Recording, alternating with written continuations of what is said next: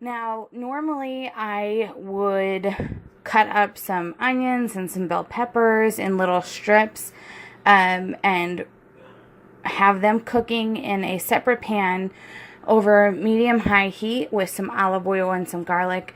But unfortunately, I'm out of bell peppers, so I'm just going to do straight up chicken fajitas with just the seasonings and then whatever toppings I have on hand. So here we go. Let's get started. Okay, so in addition to the ingredients mentioned, we also need a mixing bowl for our seasoning. I'm just using my Pampered Chef mixing bowl. And then you'll also need 1 to 2 chicken breasts. That's completely up to you for how much you need to make for your family. I typically do about 2 chicken breasts that I butterfly, but we'll go over that in a minute.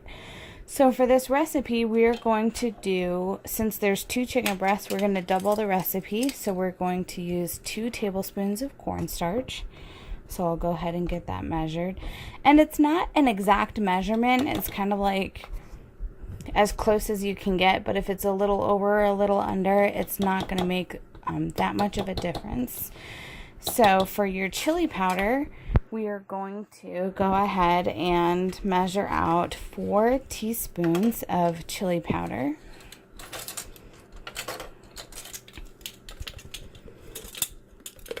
I'm almost out, so it's going to be difficult to measure. So there's 1, 2, 3, and again, these are just rough estimates, 4.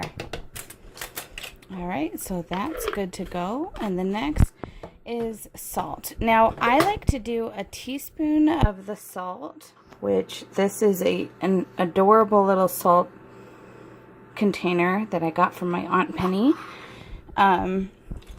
So I'm going to do a teaspoon of salt in the recipe itself, and then I'm going to go ahead and season my chicken cutlets themselves with the salt as well. So I half the salt and then put half of it in the recipe and then half of it on the chicken directly.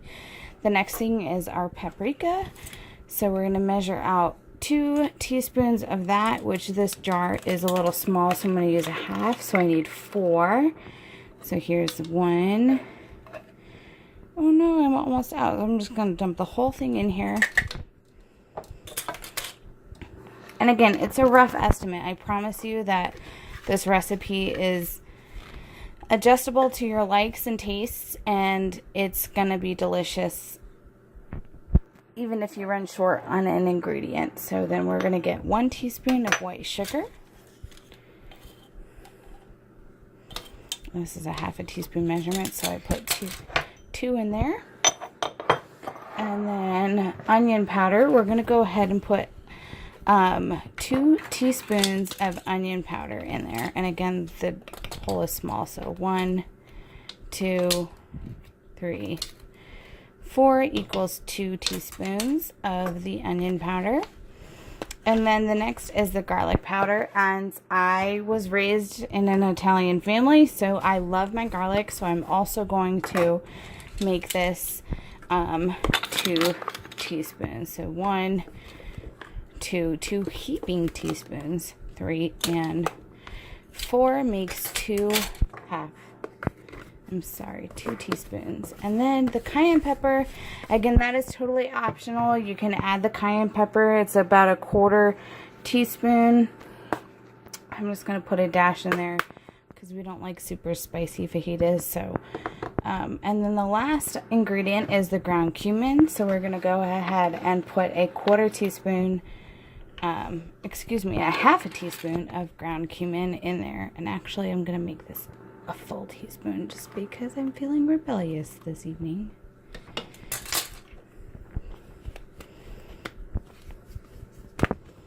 Alright, so once you have all of your ingredients, you're going to go ahead and get a whisk and whisk all of those ingredients up into the mixing bowl.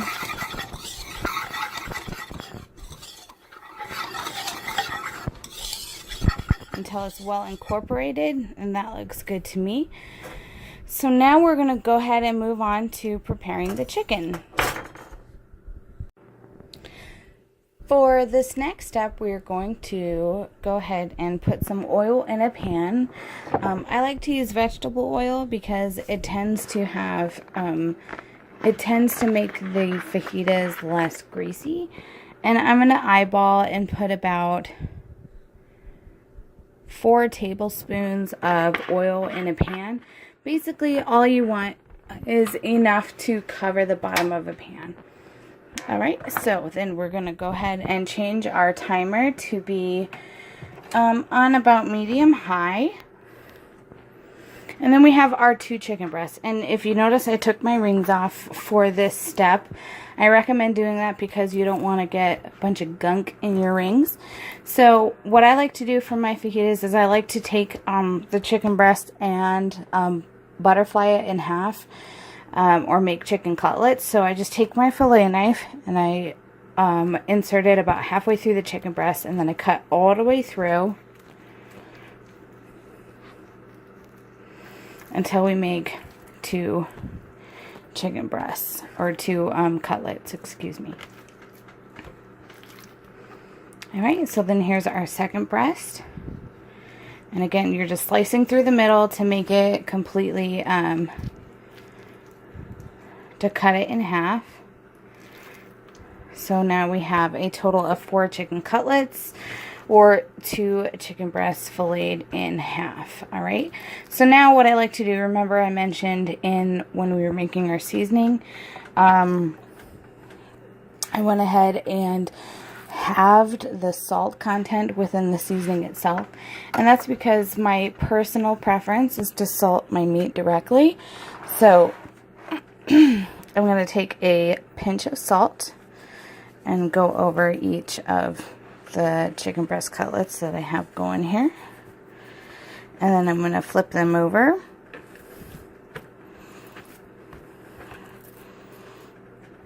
There we go.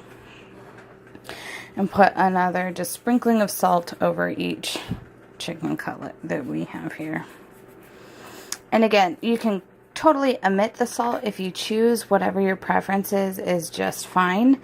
And now what we're going to do is we're going to cut the chicken into strips and then put them directly into our seasoning bowl that has our mixture already all in there. Now these chicken breasts are already like pre-trimmed, so if you buy your chicken breasts fairly natural, you'll want to make sure that you trim off any excess cartilage or any excess fat that you have. These are boneless, skinless chicken breasts. So just want to make sure that that's kind of what you get. Alright, so I'm going to continue cutting these up, and once we're done, we will reconvene and talk about cooking our chicken. Thanks. One thing I'd like to mention is even if you butterfly your chicken, it is possible to get a somewhat thicker piece like this. So if I cut that off of the breast and it tends to be that wide, I like to go back in and do another cut just to make it more like a 1/4 of an inch all the way around. So that's what we're going to be doing. Alright. Okay, so we have our oil preheated and we have all of our chicken cut up. So all I like to do at this point is go ahead and toss the chicken around in the seasoning until it's all well like coated and incorporated.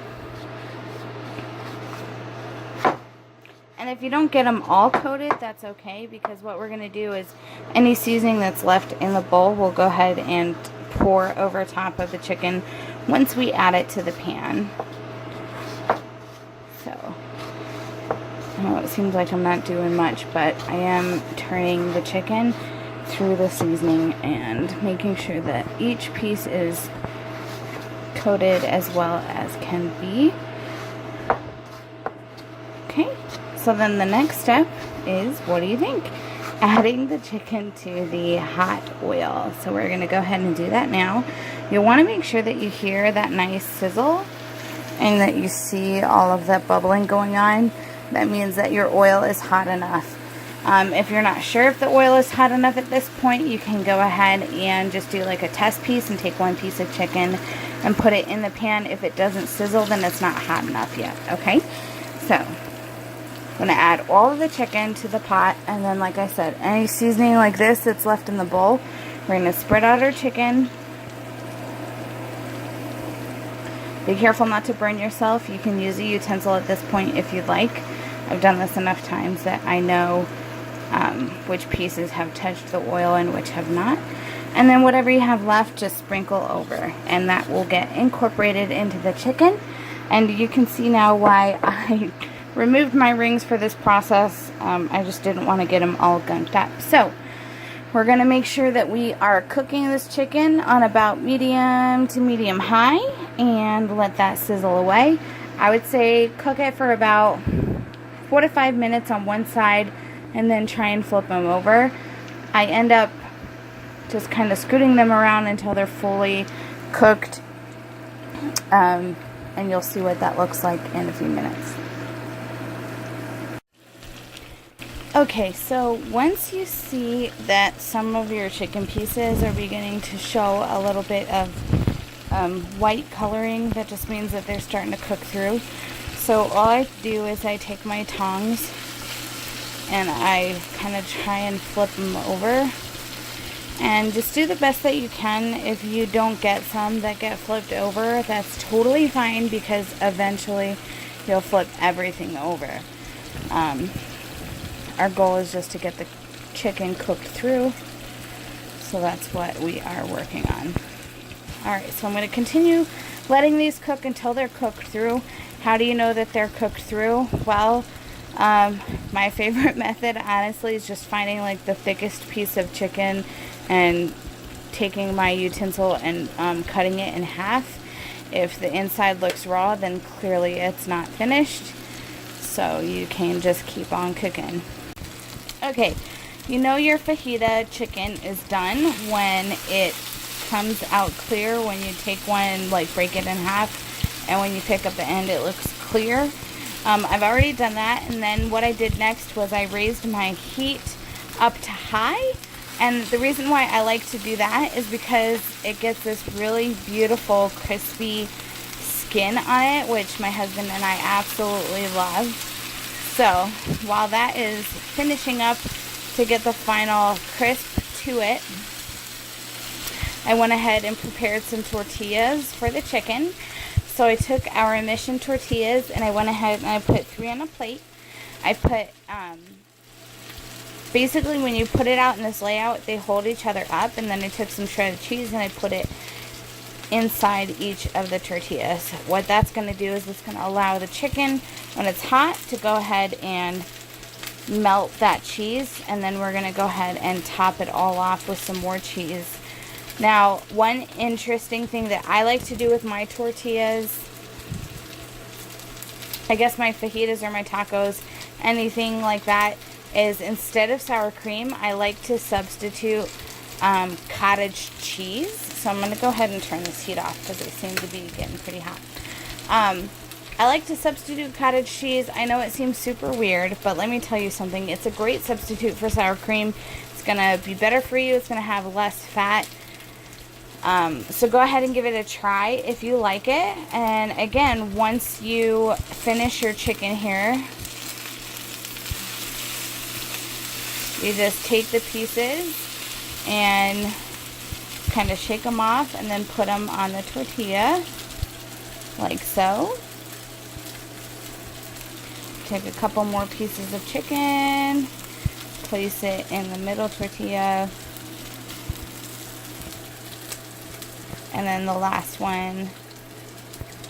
So you can top this with lettuce, tomatoes, avocado, sour cream, but like I said, I like to substitute cottage cheese for sour cream. I know it seems insanely weird, but don't dock it till you try it, right? And then we're going to just take a little more cheese and spread it over the hot chicken.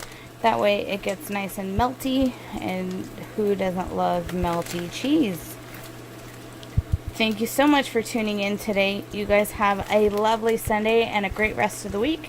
Please be sure to tune in tomorrow, and don't forget to like and subscribe. If you have any suggestions, recommendations, or questions about this video, please like, comment, subscribe below, and I will get back to you. Thanks.